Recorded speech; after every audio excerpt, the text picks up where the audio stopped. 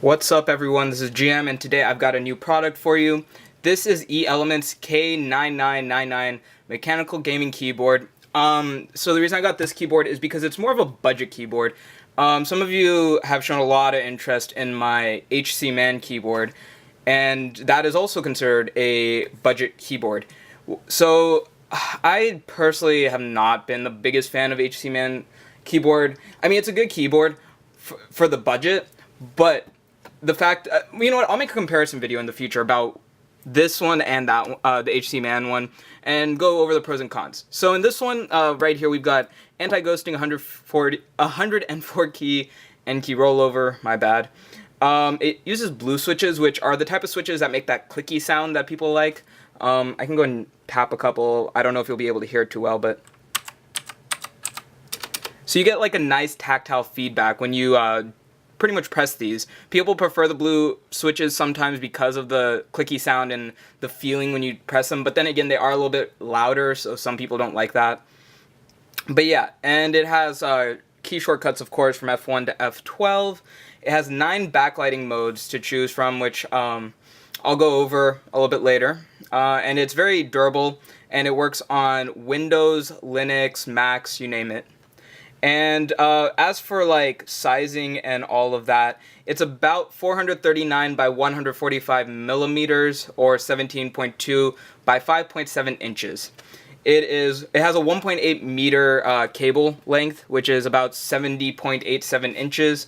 And yeah, so for this keyboard, it comes with the keyboard, of course, and then the manual, which is going to be in English and in Chinese, I believe. Yeah, so pretty much everything I'm going to go over today, you can find in the manual, but for those of you who just happened to find this video and wanted a general idea of how everything works, I'll be going over that. So I'm going to start, let's see, I guess I'll start with the lighting effects. So it actually has 6, well, it's called 6 lighting effects on the manual, but it's not really 6, it's more than 6. If I count it up, it's about, well, you'll see, we'll just go through it. So first, actually, I'm going to go through the back of it. I always like to go through the back of these types of keyboards to show you what it looks like. So we've got some padding right here, a little rubber to keep it from sliding around. These right here are holes to let out water if you get any water on it. So that's really nice because, you know, spilling on this, you don't want it to get wrecked. And then, of course, the stands, which will lift it pretty well. It also has some rubber padding on each one. So yeah, also, I believe this is also a drain hole right here. So yeah. So I'm going to go ahead and plug this in real quick. I'm going to turn off the light. So you're going to, real quick before I turn it off the light, because once I turn off the light, you won't really be able to see the numbering and everything too well. It also has a secondary number pad, which I like. Usually budget keyboards will just like kind of take this whole little section off to save money, pretty much. So it's nice to have that. And I'm going to go and plug it in. So I'm going to turn off this light. So it's going to be kind of hard to tell what I'm pressing. In fact, I'll go and show you real quick what I'll be pressing. So right here we have the function button. And then here we have under insert, it has the number 1. Here is a 2, a 3, a 4, and then a 5. These are for changing the backlight modes. And then LR, I believe that's to switch it to one of your customized modes. So like LR should match with like this LR right here. And then you have under 1 through 8, you have pretty much preset light ups, which I'll go over in a bit. And then 9 and 0 are going to be ones that you can customize. And then this right here is a down and an up for speed, I believe.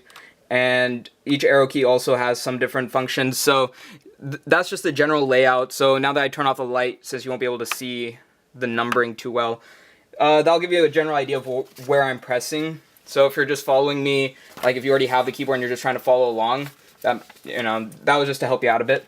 So function and insert will start off on the first color mode. And so when you press it, you actually can switch between a couple different. So this is all lit. Now it's going to be a breathing mode. If you press it again, I believe it's supposed to do something else, but maybe not. I thought it still had another...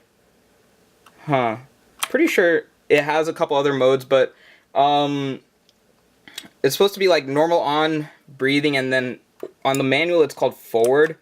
So let's see. That I guess is just maybe if I increase the speed. Also, it has lights here to indicate when you've reached like the maximum. So it's flashing, meaning I've reached the maximum of what that can do. But anyway, so function in 2. So when you do that, it has 4 different options. It's called Hurricane, Go Without Trace, Snow White, and then Sudoku 6th. So right there, if I press anything, it's going to spread out. And I can increase the speed at which it'll shoot out or decrease the speed. So now when I press it, it'll go out slower. So I'm not going to do that for every single mode because that'll take up a lot of time. But just keep in mind, that's how you change the speed of the effect. So now whenever I press the button, it's going to light up for a bit. And then this one is going to be a trail outward. I'm going to speed that up a bit. And then this one is I think it was called Sudoku 6th. So now if I press a button, it'll light up the keys around it that are pretty much touching that key. So yeah, that's pretty nice. And then we're back to this one. So now function N3. So function N3 has 4 modes as well. They're called Surmount, Eagle Wings, Raining, and Push Wave.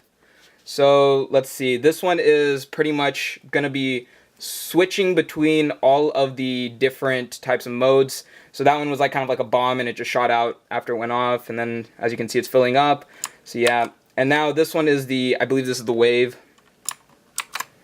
And then, I mean, this is kind of similar to the wave. As you can see, it might be a little hard to tell, but it's just kind of snaking along. And this one just looks like it's all on, but I don't know. Oh, there we go. So now when I press, it'll kind of burst out from wherever I press. I believe that was the last one. So now it's just going to go back to this. Alright, so now for function and 4, which is, by the way, when I'm saying 1 through 5, I'm saying the numbers that are under these keys. So now we have wave, trail of light, spring, and glinting. So right here we have the wave. This one is kind of similar to the wave. It's kind of going progressively across. This one is similar also. It's going more like across like this. It might be a little harder to tell. Let me see if I can increase. Okay, brightness is all the way up. So that's how you control brightness, by the way, is up and down. Let's press it again, slowly across, and I think that's all of them. So now for function N5, we have star, we have ripple graph, shooting star, and mark. So here's the first one. Here is the second effect. Here is the third one. This one is kind of like a wave going downward, so it's kind of completely going down at a time, each row all at once. And then this is my favorite personally. I like the shooting star effect. So it's like kind of looks like it's just shooting across the keyboard. And then yeah, we're back to the beginning. So and then if you press like function and function and left or function and right, it'll change the direction of the effect. So I don't know if you noticed when I pressed this, it made it start going like this direction. Now it's going this direction. It's kind of hard to tell for this effect, but yeah, that's pretty much the idea of that. Alright. So we have the multimedia keys, which are F1 through F12. Those are pretty basic. I don't feel like I need to go over those. You can get those on even your just regular laptop keyboard. So the next thing I'm going to show you are the customizable modes. So it has, let's see, it's 8 that are preset, and then there's 2 that you can customize yourself. So I'll go and switch to that. So function and 1. So this is called FPS mode for first-person shooters. Function and 2.